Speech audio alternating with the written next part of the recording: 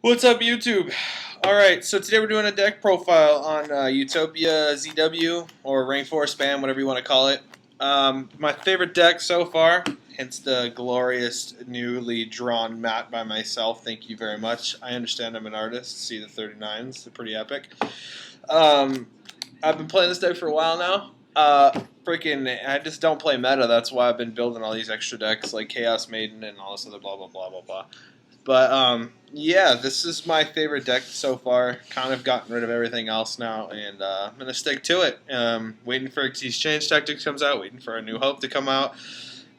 Just anything else that's more Utopia specific, freaking badassery to help it out. But as for right now, let's get on with the deck profile. Right now we have our one Maxi. We have a small wind-up engine that includes the Magician, triple shocks, more or less because if you have a Shark and Summoner Monk in hand, you have an OTK play set up. You have, obviously you go Summoner Monk into Magician, into Shark, trigger Magician. You have 2 4s and your option for 2 5s to go Leo Arms Utopia. Search your weapon, go crazy. Now we have our weapons here. You have your 2 blades and your 2 bringers. By far the better of all the weapons. Protects all your ZW cards from being destroyed by card effects. Utopia cannot be targeted by card effects. If Utopia would be destroyed by battle, you pitch the Tornado Bringer instead. If Utopia would be destroyed by a card effect, you pitch the Lightning Blade off instead. 12 and 1300 attack point bumpers for Utopia. Epic, epic, epic. This one is my own choice to run. Are the Photon Thrashers. 2100 beat stick that special summons himself, so if he does get popped or they wasted a card on getting removing him, so be it. Who cares? We're going to go crazy now.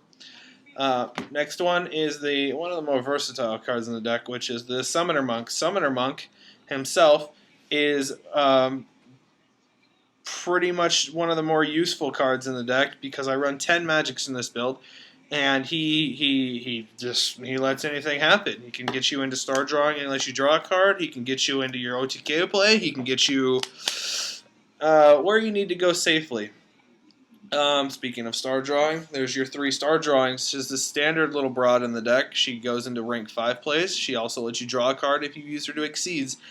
She's also a 1600 attack point. So say you get an early game and somebody's not doing something and you really don't have anything, she's not bad to just sit there and pick with. So by all means, let's do it. Next, we have 2 tin goldfish. He or she or whatever this crazy little thing is.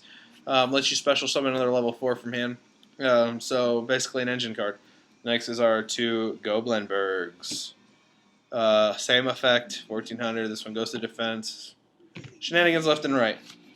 That's it for monsters. Let's move on over to spells here. Right now we have a Night Beam and an MST. I side out for the other 2 MSTs if I need them because back row hate serious is a problem. So as of right now, the main deck is just a Night Beam and an MST. I also play I have 4 different 1-drops. Those include Utopia Buster, Instant Fusion, Dark Hole, and Rhoda. Okay, Utopia Buster plus a Ray V combo is shenanigans. Beal's matchup, basically, if they left something else in the field that can be targeted, by all means go Ray V, pop that card, play Buster, pop that freaking Beal's off the field. You're doing all kinds of burn damage left, right, shenanigans all day. Instant Fusion, I've got 2 targets in the extra deck for it, a level 5 and a level 4. And that's it, actually, just because it makes it a universal monster depending on what I need, and it can help just in general. If I don't have anything at all, if I'm dead-handed, that can save the hand.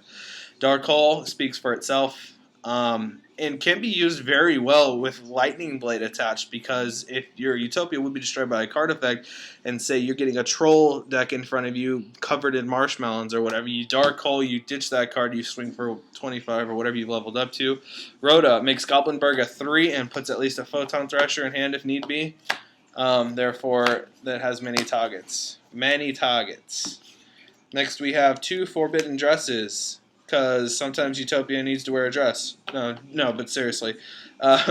Your 4-card spams your spam cards, including Summoner, Monk, Goblin, Brigand, and Goldfish. Got to keep those going. You got to keep whatever you bring out on the field going, and that's just what you gotta keep them all protected so your stuff can go off. Next one are my 2 rank up limited Baryons Force. I'm gonna go looking for the quick chaos forms this weekend because there are many shenanigans for that combo card, and you can really go off with that card.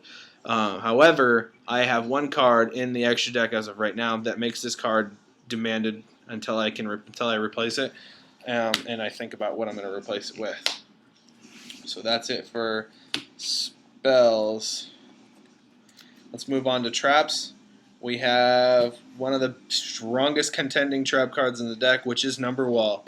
It is the titties of the deck, basically. It makes it so activate only if you control a number monster. Number monsters on the field cannot be destroyed by card effects and cannot be destroyed by battle except with another number monster. When a number monster you control is destroyed, destroy this card. Mind you, if my Utopia has the lockdown, it's going to be very hard for you to remove the Utopia, so it is going to be a matter of whether or not you negated this card's activation or you didn't waste your MSTs to get rid of, or something along those lines, to remove it. Other than that, if I play this card, I'm either defending against the Dark Hole or I'm swinging full force. And YOLO, right? YOLO. Next one's my favorite trap card in this deck, and that is Xyz Block. Why? Because it's a rank 4 spam deck. I've got nothing but Xyz on the field almost at all times. So when your opponent activates a monster's effect, detach a material from a monster you control, negate the activation, and if you do destroy that monster, you can shut down, stop, get out of my face, honor arc. You ain't taking me. Alright, next one is Depriz. Stardust Dragon, Beals, a DD Assailant, anything that likes to remove without targeting. I mean, other than Tiramisu, of course. Damn that card. I haven't really got an answer for that one, I gotta be honest with you, unless it's Breakthrough Skill or Effect Veiler. Awesome. I like it. Pinpoint Guard. 1-drop trap cards. Pinpoint Guard. Breakthrough Skill. Mirror Force. Wiretap. Alrighty then. Let's start with Wiretap. Wiretap's the new trap card. It's very effective. Stops everything, If you got a Utopia amped up, but you don't have the right Lightning Blade, and they try to Mirror Force Wiretap, there you go, you save the attack. Mirror Force, prevent the OTK play, at least a little bit if you can, or shut down somebody from doing something really fast. Good card. Breakthrough Skill, stop shenanigans. Like I said, that Silent Honor combo can be a real pain in the butt. But it does target, so if you do happen to have the right cards on the field, you don't have to worry about it so much, and you can just stop them from going off further. Pinpoint Guard, fantastic. Prevents the OTK indefinitely almost, unless it's negated, of course. But it also sets you up with a level 4 monster in defense position that cannot be destroyed by battle or by card effects. Therefore, rank 4, say no more, right? Now let's go on to the extra deck. The extra deck includes not 1, not 2, but 3 MVPs. This guy is the boss monster, so why not run the Utop at 3? Other than that, we start moving into we go from Utopia to Utopia straight Angry, or straight Ravy. His effect is pops, burn damage, epic card combination with Utopia Buster, and he is shenanigans at 26. Not bad at all. Then you have the straight, full-blown, pissed-off, enraged Utopia Ray Victory, who is the Armades of the deck, who is the Effect Negator of the deck, who is the Build's Destroyer of the deck, who is the goddamn anything you need him to be to get you the win. Great card. This is one of the few reasons why I'm going to switch to Quick Chaos, because if I swing with a full-blown Utopia and make it through, why not Quick Chaos and dump another 28 on top of it, depending on whether or not they have a monster on the field. But nevertheless, they're not activating spells or traps because they can't tell after the damage step.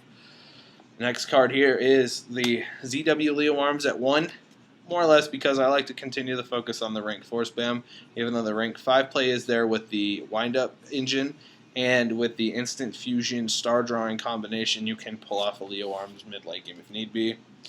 Now we're going to look at more of the generic rank 4s.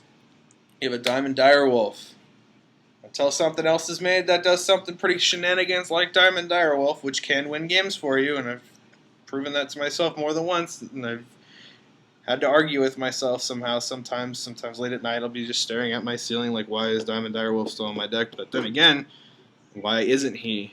Is the easier, I don't know. He's epic as all heck. We have Maestro.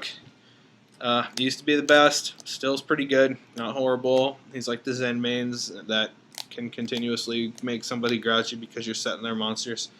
The next one is the Silent Honor Arc.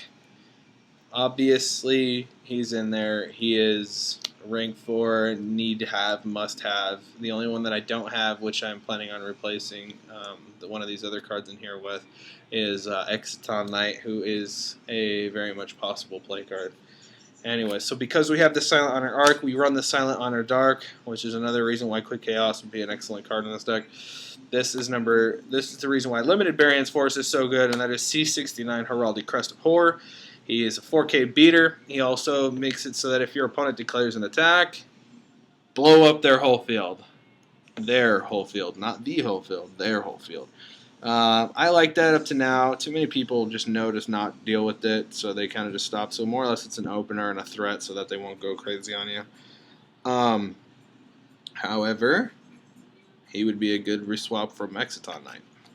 The last two cards here are your level 4 and level 5 fusion type monsters that are targets for your one instant fusion, and that is your Flame Swordsman and Darkfire Dragon. Anyways, comment, rate, subscribe if you like the deck profile. I am familiar with many of the other forms of this deck, and I gotta say, obviously, I mean, my opinion's biased, but I like mine the best. I like the Sacred Crane build a little bit, but I like this one a little bit more. I don't know why, but leave your suggestions. I'm open for critiques, criticism.